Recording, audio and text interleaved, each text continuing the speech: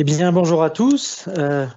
Bienvenue pour ce troisième numéro de Comment ça Wave, ici en direct du bâtiment Wave au sein d'Eura Technologies. J'ai le plaisir d'accueillir Kate Rivière. Bonjour Kate. Bonjour David, merci de me recevoir. Kate Rivière qui est aux commandes de l'incubateur dédié au métier de l'immobilier que l'on nomme la PropTech. Donc on va parler de ça, on va parler de start-up, on va parler un petit peu anglais, mais on va essayer de démystifier ces métiers du digital et liés au métier de l'immobilier. Avant ça, pour briser la glace, on a un petit rituel dans Comment ça Wave, Okay. Kate. On demande toujours à l'invité de ramener un objet fétiche. Tu as pensé à quelque chose? Alors oui, j'en ai ramené deux, j'ai fait une petite incartade aux consignes. Alors, les deux petits objets sont ces deux petits objets-là. Ça, c'est un infuseur pour le thé, parce que contrairement à pas mal de gens, je ne bois pas de café, par contre, je bois du thé toute la journée. On le saura. Et puis ça, ce sont les clés de l'incubateur dont je m'occupe. Et c'est plus pour moi qu'un lieu de travail. C'est vraiment un lieu de vie avec une activité, avec un écosystème. C'est là où je passe la plupart de mon temps. Et aujourd'hui, malheureusement, les accès sont limités et j'ai hâte qu'on puisse retrouver cette activité au sein de l'incubateur. Très bien, vous aurez compris qu'on a affaire à une passionnée, ça va être extraordinaire. Trois petites questions pour mieux te connaître. Plutôt mer, montagne ou campagne? Plutôt mer. J'ai grandi en Normandie, après j'ai habité à Montpellier, après j'ai habité à Melbourne, dans des endroits souvent très proches de la mer, donc plutôt la mer. Petite maison connectée ou petite maison en Normandie? Petite maison connectée, mais pas en Normandie. Actuellement, je suis ici et je me plais ici. Et alors, si tu étais une ville? Si j'étais une ville, probablement Melbourne, justement. C'est une ville, donc je l'ai dit, dans laquelle j'ai habité, que j'aime beaucoup parce que extrêmement dynamique, une ville jeune qui bouge beaucoup, avec une proposition culturelle très intéressante. C'est un peu ma ville de cœur, Melbourne. Bon, alors du coup, avec tous les Comment ça Wave qu'on doit faire dans les villes de nos invités, c'est extraordinaire. Faut que je fasse refaire mon passeport. Pour lancer ce Comment ça Wave, PropTech, tu vas nous définir très rapidement ce que ça veut dire. J'avoue, pour m'amuser un peu, que la première fois qu'on m'a parlé de cette activité, je croyais que c'était la propreté. Oui, c'est le cas de beaucoup de personnes, effectivement. Tout le monde C'est pas pense ça. PropTech. Alors non, c'est pas la propreté. Il y a un vrai domaine de la technologie adaptée à la propreté, et c'est la clean tech. Mais PropTech, c'est tout autre. En fait, c'est la contraction de deux mots. Property et technologie. Donc, property en anglais, c'est immobilier, et technologie. On a beaucoup de définitions aujourd'hui sur qu'est-ce que une start-up de la PropTech. Nous, on a choisi chez Eura Technologies et avec les partenaires de l'incubateur Property de la donner la plus large possible. Et donc, ce sont toutes les technologies qui travaillent à l'innovation dans tous les métiers de la chaîne de valeur de l'immobilier, donc du design à la construction, à la commercialisation, à la gestion des bâtiments et à la maintenance des bâtiments. Et également sur l'innovation sociale et sociétale dans l'immobilier. On a par exemple une start-up qui avait postulé pour rentrer en incubation chez nous, on redéfinira tous ces termes juste après, Oui. mais qui travaille à un consortium citoyen sur la rénovation d'un quartier et tout ça à travers une application de jeu pour aussi impliquer les citoyens dans l'univers de l'immobilier. Donc, pour reformuler, ça va parler d'immobilier au sens très très large. Exactement. PropTech, property, c'est le monde de l'immobilier et du digital. Oui. 3-4 définitions pour nos auditeurs. C'est quoi une start-up? Alors, une start-up, c'est une entreprise, mais on n'utilise pas le mot entreprise parce qu'une entreprise, c'est une entité qui travaille sur un business model, donc une façon de gagner de l'argent, qui est déjà définie, je dirais testé, approuvé, qui marche, qui a déjà aussi un produit qui fonctionne sur un marché qui fonctionne. Qui a du chiffre d'affaires. Qui a du chiffre d'affaires et une activité qui est rodée, je dirais. D'accord. Une start-up, c'est une entreprise, ça peut être une personne. En général, au début d'une start-up, on est très peu de collaborateurs. Une start-up qui travaille à l'expérimentation, soit d'un nouveau produit, soit d'un nouveau service, qui va aller chercher son marché, donc qui va aller chercher une validation de marché et qui va aller chercher son business model, donc une façon d'être rentable et de gagner de l'argent. C'est ça une start-up. Et donc, une start-up a besoin d'être incubée, ça veut dire quoi, incubée? Alors, incubé, c'est une startup qui va être accompagnée par un pôle d'innovation, justement à tous les stades d'avancement de son activité. Tout aussi bien à travailler l'idéation, c'est bien d'avoir une idée, il va falloir aller la travailler, il va falloir aller la confronter au marché. Donc, on les accompagne sur l'idéation, la validation de marché, le prévisionnel financier, le business model, etc. C'est un accompagnement pour aider l'idée à finalement devenir une création. Pitch, on entend souvent ce mot-là. Oui. Vous allez pitcher ou faites-moi le pitch. Qu'est-ce Oui. que ça veut dire, pitch? Alors, un pitch, c'est une explication courte de l'activité proposée par la startup. En général, elle est aidée d'un support, classiquement un PowerPoint ou ce type de support, avec très peu de mots, sinon on perd le fil. C'est juste des petits mots support, mais l'idée d'un pitch, c'est de présenter son activité à un interlocuteur. Donc, le pitch va être différent si on la présente à un futur client, à un futur investisseur, etc. En général, c'est un pitch de 7 minutes globalement, souvent. Ça se travaille, j'imagine. Ça se travaille, On effectivement. va en parler après. Et en effet, Property est là pour aider ces startups incubées. Le dernier terme, levée de fonds, on entend ça. Donc là, on parle d'argent. Ouais.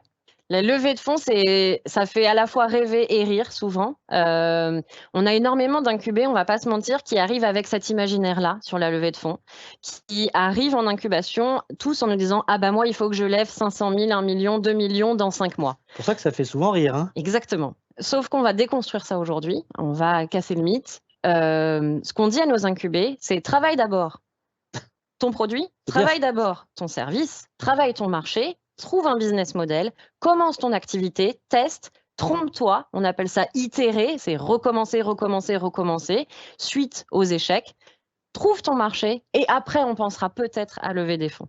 On a vu aujourd'hui, dernièrement, notamment la startup Lemlist qui a fait une grosse campagne de communication parce qu'elle a refusé une levée de fonds de 30 millions. Un apport de cash.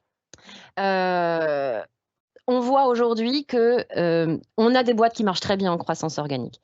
Donc oui, la levée de fonds est souvent nécessaire, on ne va pas se mentir, mais n'est pas obligatoire. Très bien. C'est une bonne transition quand tu parlais de travailler son business, travailler son marché, Oui. Parce qu'on est donc à Euratech, Oui. au sein de l'incubateur global Euratech. Combien de salariés, Euratech? Alors, Euratechnologies, ça a permis de créer 4500 emplois. En une dizaine d'années. Exactement. C'est factuel, c'est une preuve que la tech génère de l'emploi.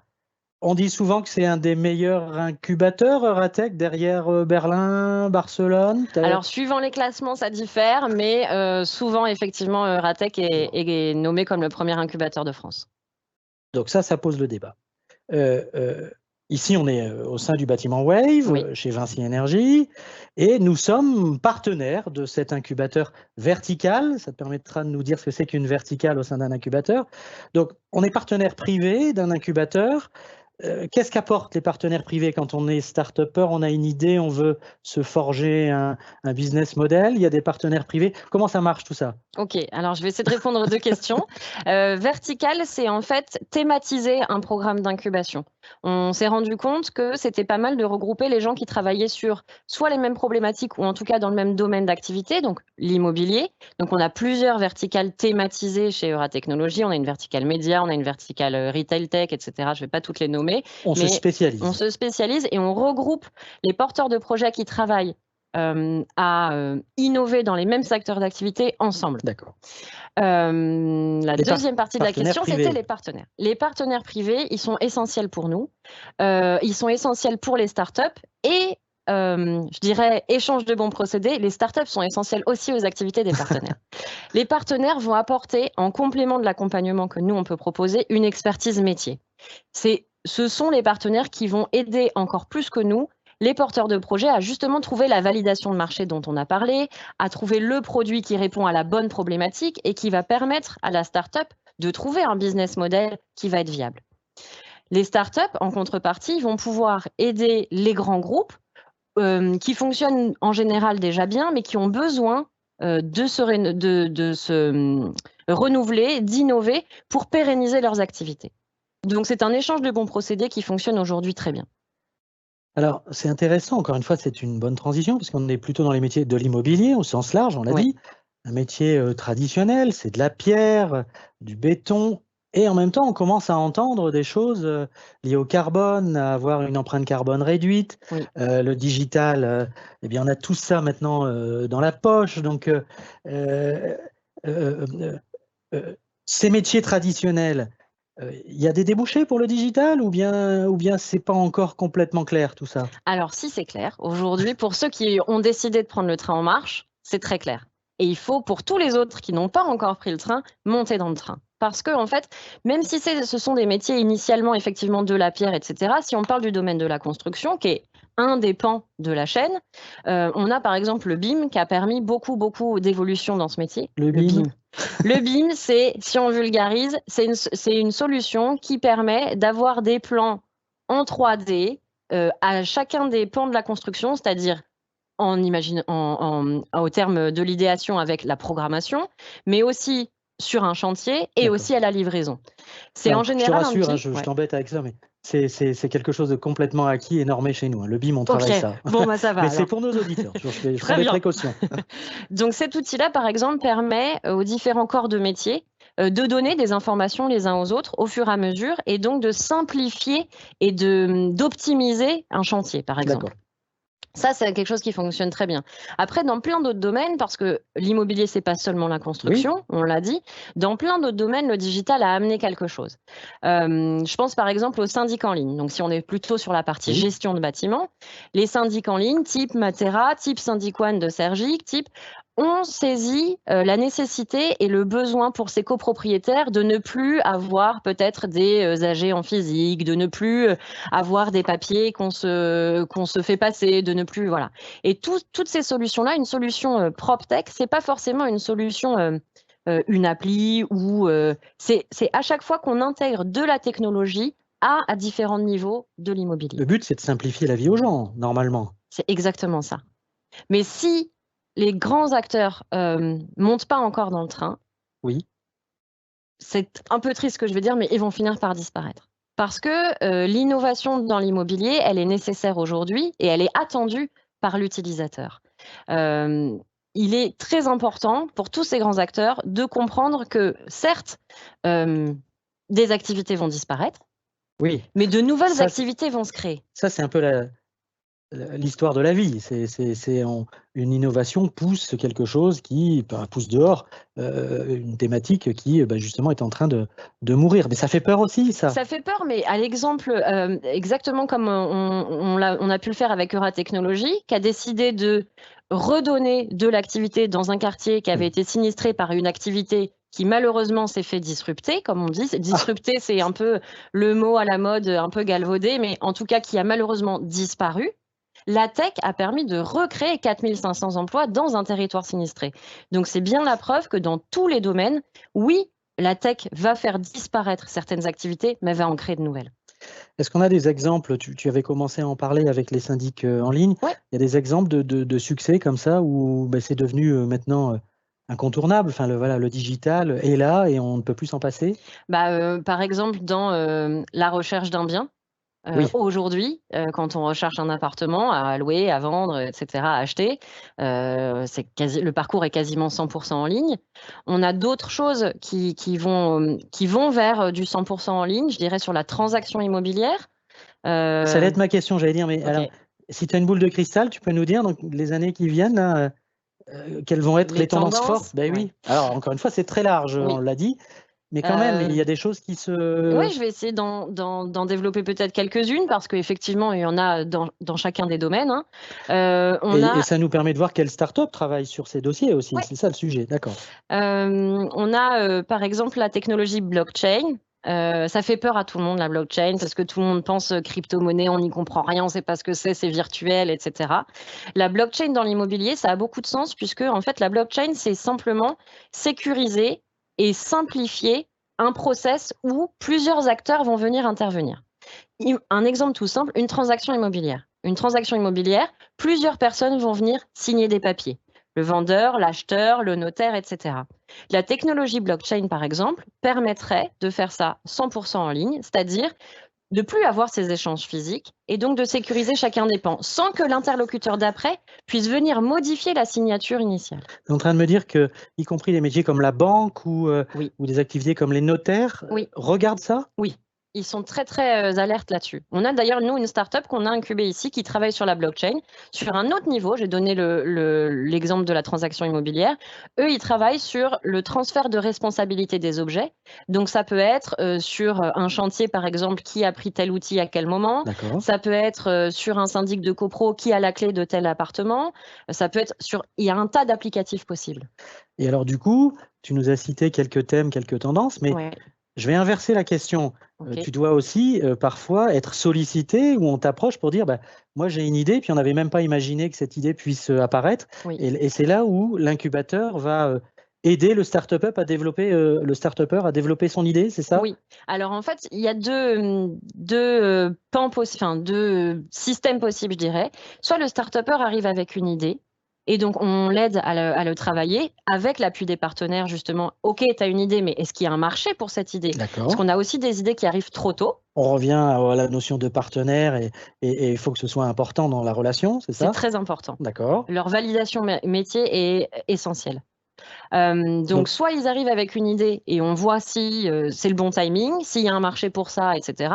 Ça peut être un marché de niche sur lequel ça fonctionnera pas vraiment. Est-ce qu'on peut faire évoluer un peu ce qu'on appelle pivoter dans l'univers des startups? Je viens avec une première idée, c'est pas mal, mais en fait, on se rend compte qu'il faut un petit peu Il faut l'orienter un peu différemment, peut-être pour trouver une solution plus large qui va rencontrer plus de clients, ou on imaginait vendre en ce qu'on appelle B2C, donc à une clientèle particulière, et finalement on va vendre en B2B, donc d'entreprise à entreprise.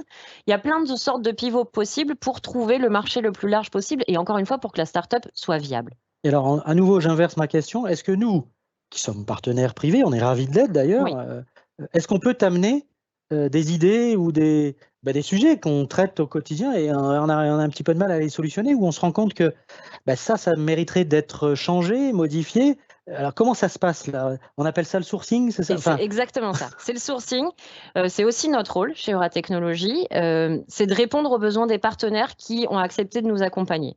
Donc, en général, on fait un entretien avec les partenaires. On essaie de, je dirais, déblayer le terrain, savoir les problématiques qu'ils rencontrent dans leurs activités. Et donc, nous, on va aller sourcer des startups, des porteurs de projets qui ont commencé à travailler sur ce sujet-là et avancer ensemble pour pouvoir répondre à la problématique adressée. On a par exemple des programmes de pré-incubation aussi, où on a des gens qui ont envie d'entreprendre, qui n'ont pas forcément une idée encore. Et c'est dans ces moments-là aussi qu'on peut pousser les idées des partenaires en disant il y a cette problématique qui n'est pas encore traitée aujourd'hui. Ah oui. Toi, tu as un esprit entrepreneurial fort. Est-ce que ça t'intéresserait comme sujet? Est-ce que tu as envie qu'on travaille ensemble sur ce sujet-là? Alors, j'ouvre une parenthèse, mais nous, on a une thématique sur le stockage de l'énergie. Donc, si on m'entend, nous, on est prêt à prendre des entrepreneurs sur cette thématique. Donc, toutes les entreprises qui travaillent sur le stockage de l'énergie, il faut postuler au prochain programme d'incubation. Eh bien, parfait, on Jusqu'au s'entend. 18 avril. Dans le bâtiment tertiaire, j'entends. Donc, Parfait. ça, c'est parfait. Property ou la PropTech, c'est destiné aux professionnels ou tu as commencé à y répondre, ou aux particuliers? Je suis étudiant, je suis quinca, que sais-je. J'ai une idée, je peux me pointer à PropTech, je toque, je demande Kate, et puis comment ça se passe? Alors, ça se passe, on remplit un très court questionnaire sur le site d'Eura Technologies avec l'onglet Programme pour postuler au programme. Moi, évidemment, je prends connaissance de ces dossiers et j'appelle. J'appelle ou je vois quand c'est possible dans les conditions sanitaires en physique, on fait un entretien et on essaie de développer l'idée. On travaille, OK, pourquoi cette idée, quel est le profil du porteur de projet, etc. Après, on passe ce qu'on appelle le bootcamp. Donc, en fait, c'est tous les porteurs de projets qui ont postulé. J'avais prévenu qu'on parlerait anglais. On parle anglais, oui, je suis désolée. Hein. Je ne peux pas renier mon prénom. Bon. Bootcamp. Bootcamp, c'est le mot que nous, on utilise. C'est un peu un mot marketing, mais c'est le mot qu'on utilise. C'est un peu l'épreuve du feu, je dirais. D'accord. Le matin, on présente tous les programmes d'incubation et l'apport et à la fois d'Eura Technologies et des partenaires à l'ensemble des porteurs de projets pour qu'ils sachent aussi dans quoi ils se lancent. Et on leur présente le programme parce que être incubé, c'est vraiment du boulot. Donc voilà, on veut leur donner une vision claire de ce qu'est ce programme. Et puis l'après-midi, ils pitchent. sur un format très très court à ce moment-là, puisqu'il pitch en 1 minute sans support. Et puis, à l'issue de ça, on fait déjà une première sélection. Et à la suite de cette sélection, on présente un certain nombre de projets à notre jury qui est composé pour la PropTech des partenaires de l'incubateur. Et on décide collectivement de l'entrée en incubation ou pas de ces projets-là. Alors moi, j'ai participé à des jurys. Oui. J'avoue, c'est extraordinaire parce qu'on se fait chahuter, c'est formidable. Les porteurs de projets aussi se font bien chahuter par les partenaires. Et c'est tout l'idée. C'est tout l'idée. C'est quoi le profil d'un start-upper? Qu'est-ce qu'il faut comme qualité? Parce que c'est pas le tout d'avoir une idée, il faut avoir d'autres qualités, une technologie ou une idée. Alors, on a plein de profils différents dans l'incubateur aujourd'hui. Ça, j'ai oublié de le préciser. On a aussi bien des étudiants de 20 ans que des cadres de 60 ans. On a particulièrement sur les domaines de la PropTech, on a à peu près 2 profils qui se dessinent. Les idées de start-up, elles naissent soit au cours des études, donc sur des profils assez jeunes, soit parce que ce sont en général des personnes qui ont travaillé dans le milieu de l'immobilier et qui se sont rendus compte d'une problématique et qui ont envie de la résoudre. Ces profils-là, dans cette période qu'on pourrait appeler un peu de crise, ont un peu du mal à se lancer en ce moment puisque effectivement, c'est plus risqué d'être entrepreneur en ce moment, mais on le voit aussi chez tous ceux qui se lancent, ils sont beaucoup plus épanouis. Donc ça, c'est pour les profils. Après, je dirais que le principal, c'est pas l'idée.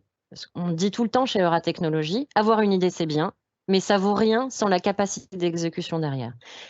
La capacité d'exécution, c'est la capacité à mettre en place son idée, à justement aller pousser les portes, aller à la rencontre de son marché, aller tester son idée, aller transformer, aller pivoter, aller itérer un certain nombre de fois pour trouver le bon service qui va répondre au bon marché. C'est ça l'important. La principale qualité d'une startup, c'est celle-ci.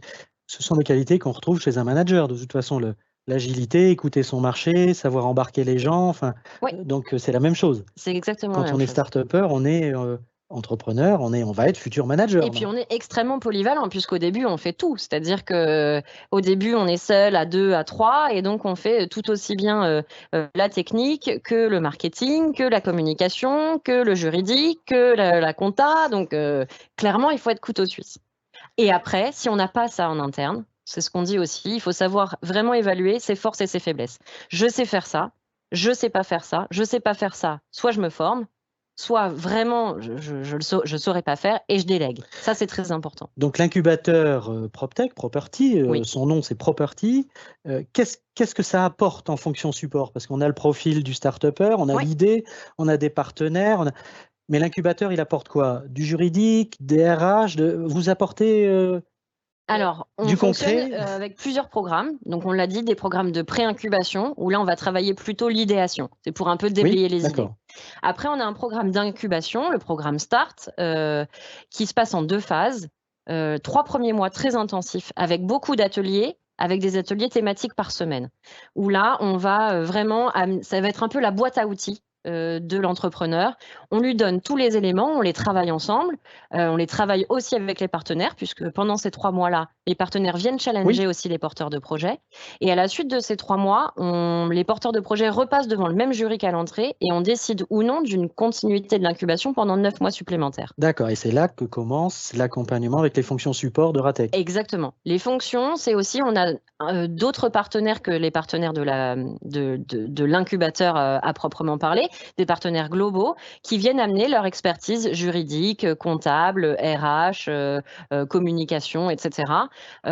Et puis, du coup, à ce moment-là, ils ont des ateliers thématiques, encore une fois, par semaine, avec moins de récurrence, puisqu'ils sont plus dans un lancement d'activité. Ils ont eu toute la boîte à outils. Maintenant, ils passent vraiment à l'opérationnel. Et donc là, ils ont 1 ou 2 ateliers par semaine sur des thématiques qui correspondent à leur stade d'avancement de l'entreprise. Est-ce que tu as une notion? Et j'ai oublié, on a les programmes évidemment d'accélération. Accélération. On avait dit qu'on se poserait peut-être la question, je ne l'ai pas fait, mais on est d'abord incubé et puis ensuite on crée et après on est accompagné dans un programme d'accélération. Donc on a 2 programmes d'accélération, Grow et Scale, donc de croissance et d'hypercroissance. Et là, c'est la boîte est créée, elle a déjà une traction commerciale, elle a déjà des clients. Et comment est-ce qu'on va l'accompagner pour un développement encore plus facile? Le taux de survie d'une start-up, c'est quoi ça? C'est sur 100 start-up, Ouais. il y en a qui meurent beaucoup. Il y en a qui meurent, Il y en a malheureusement. qui pivotent, on a Il y en a qui compris. pivotent. Quand elles pivotent, en général, elles survivent beaucoup mieux. D'accord. En général, les chiffres en France, c'est 50% de taux de survie. Mais, et on en est fiers, chez Euratechnologies, et ça c'est vrai quand on est accompagné d'une manière générale par un pôle d'innovation, par des partenaires, le taux de survie à 5 ans est de 85%. Ah oui, donc à 5 ans, on a du chiffre d'affaires, on a des clients, On en vit, on se a développe. créé de l'emploi, on continue à se développer. Et par contre, de la même manière que les grands groupes, si on continue pas à innover, si on reste sur les acquis de j'ai trouvé un business qui fonctionne, etc., on finira de toute façon par mourir. Donc il faut en permanence continuer à innover sur son Et activité. si on n'est pas à Euratech, on meurt plus. Fatalement, on meurt plus. On est à 50% sur la moyenne nationale et on est à 85% de taux de survie si on est bien accompagné. Est-ce que, j'allais reparler des qualités, mais est-ce qu'une start-up, c'est obligatoirement une appli? Parce que ça, tu vois, c'est presque synonyme dans Oui. le conscient collectif. Alors, une start-up de la tech, c'est pas forcément une appli. Et surtout dans la PropTech, ça peut vraiment être sous plein de formes différentes. On l'a dit tout à l'heure, le BIM par exemple. Les startups qui travaillent sur le BIM, c'est une solution de captation, de prise de vue, d'interaction, de communication entre les différents acteurs. La blockchain, c'est une solution de sécurisation de données et par bloc, comme son nom l'indique. On a évidemment l'intelligence artificielle aussi. Alors ça fait peur aussi souvent, l'intelligence artificielle. L'intelligence artificielle, c'est aussi... C'est déjà présent, l'intelligence artificielle. On ne s'en rend pas compte, mais il y a des choses qui nous simplifient la vie avec ça. Et, Oui. et derrière, c'est de l'intelligence artificielle. Exactement. Donc souvent, derrière intelligence artificielle, ce qu'on appelle machine learning, donc Oui. c'est entraîner des ordinateurs, en caricaturant, à reconnaître telle chose et donc à nous pousser telle donnée à tel moment. Donc c'est pas du tout forcément une appli, ça peut être tout un tas de choses. Ça peut être un site internet, ça peut être un outil connecté. Un outil connecté, c'est de la PropTech. On voit les capteurs, par exemple, qui nous permettent de mesurer la qualité de l'air. On a des capteurs qui nous permettent d'évaluer la présence ou non et donc l'automatisation ou non d'éclairer, de chauffer, de exactement. réserver une place de parking, tout ça, on maîtrise bien. Chez Wave, vous êtes les ambassadeurs pour ça. Kate, on arrive au terme de notre entretien, mais j'avais dit qu'il aurait fallu plus de temps parce que c'est vraiment passionnant. Et on sent bien que c'est l'avenir qui se joue avec le digital et dans nos métiers de l'immobilier. Je te propose maintenant de passer aux questions du chat parce qu'on m'a indiqué qu'il y avait beaucoup de questions du public. Ok, très bien. Alors, une question que je trouve très sympa.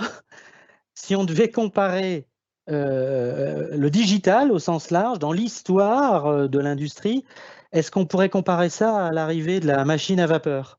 Est-ce que c'est aussi, tu vois… disruptif? Disruptif.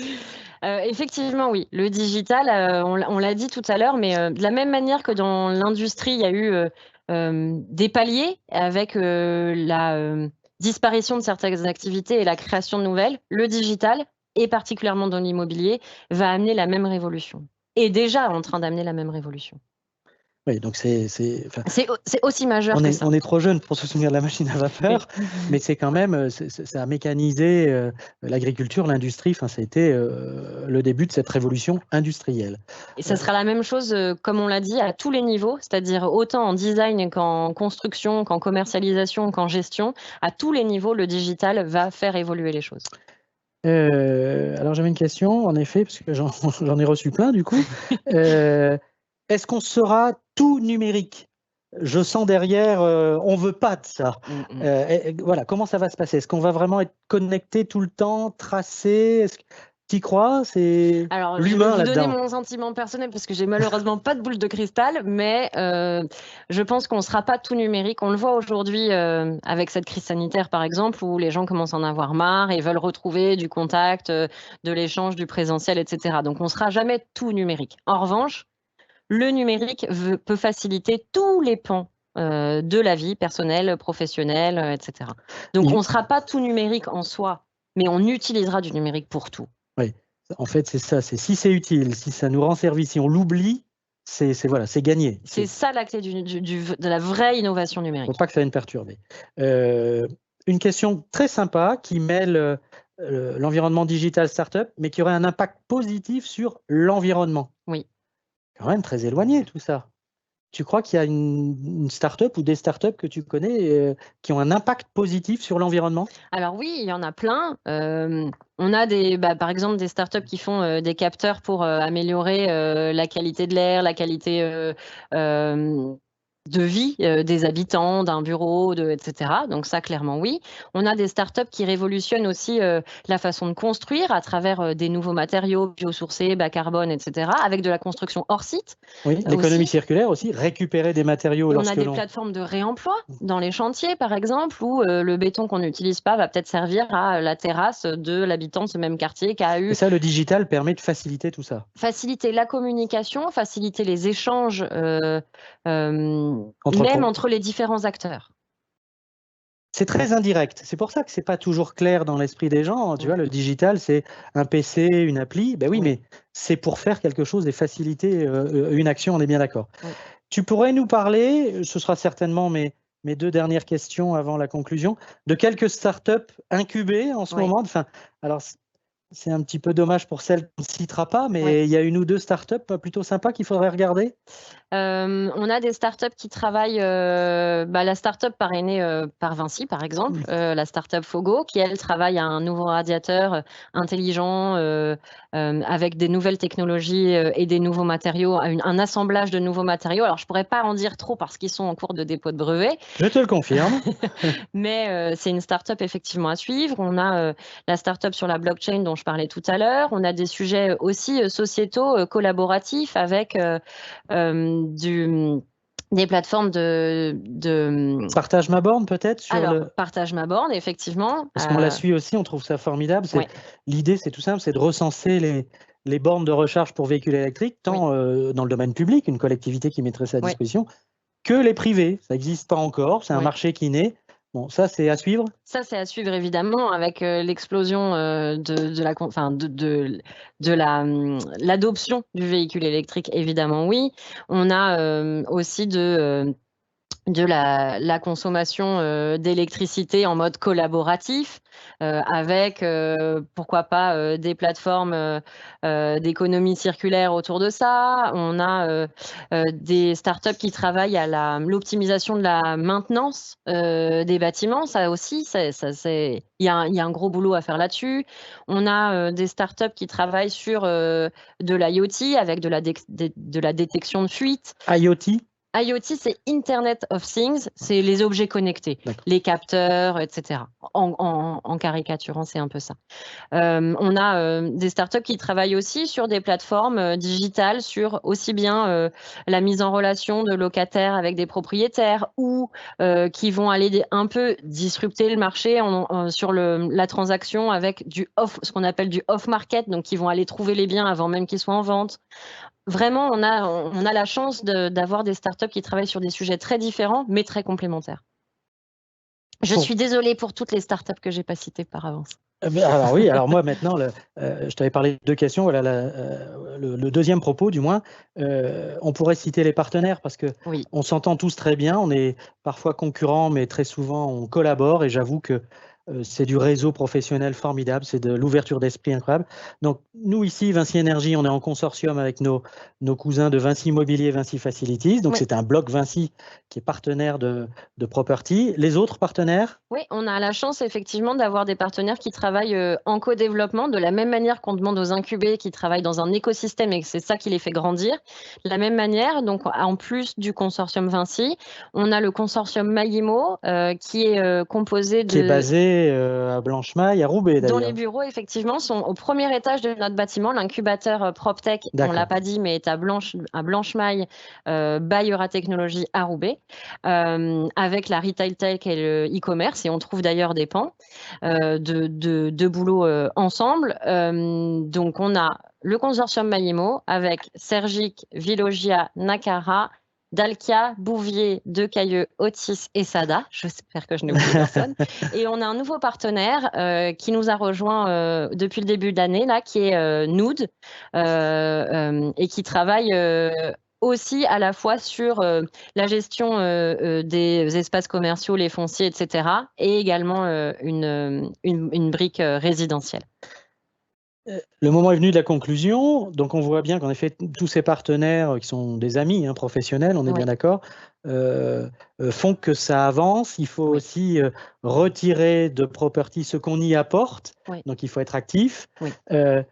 La conclusion, c'est tu cherches quoi? Si tu devais passer un message, tu cherches des startups, des partenaires, tout ça? Alors aujourd'hui, tout ça, on continue à faire grossir l'écosystème PropTech régional, mais aussi national, puisque la PropTech en France est un peu en retard. On essaye là, avec l'ensemble des partenaires, d'être moteur dans cet écosystème national. L'idée, c'est d'aller chercher encore des nouvelles startups. On accueille des startups 3 fois par an, en janvier, en mai et en septembre. Donc mai, c'est maintenant. Donc pour toutes les startups qui sont en phase d'idéation, en phase de création ou déjà créées et qui ont envie qu'on les accompagne dans leur développement, ils peuvent postuler sur le site d'Euratechnologies, www.euratechnologies.com, sur l'onglet programme, au cas où, on reprécise. J'ai une idée, je suis en mode création, j'ai mon idée, je postule pour être intégré dans la prochaine promotion. Exactement, jusqu'au 18 avril. Très bien. Et on cherche aussi évidemment des partenaires pour continuer à pouvoir couvrir l'ensemble de la chaîne de valeur, pour continuer à co-réseauter et co-développer les prochaines innovations en PropTech. Bien, écoute, merci Kate. C'était un format de 30 minutes plus les questions. On est à 45 minutes, c'était vraiment extraordinaire. On en parle avec beaucoup de passion parce que quand on vient dans cet environnement, on se fait chahuter, on se fait bousculer, mais c'est vraiment formidable. Je vous invite en tout cas tous à venir participer à tout ce que fait Euratechnologies pour cette ouverture d'esprit. Vous serez ravis. Merci Kate. Nous, on se voit souvent pour le boulot. Donc, à la semaine prochaine en tout cas. Tout à fait. À très bientôt. Merci à tous. Au revoir.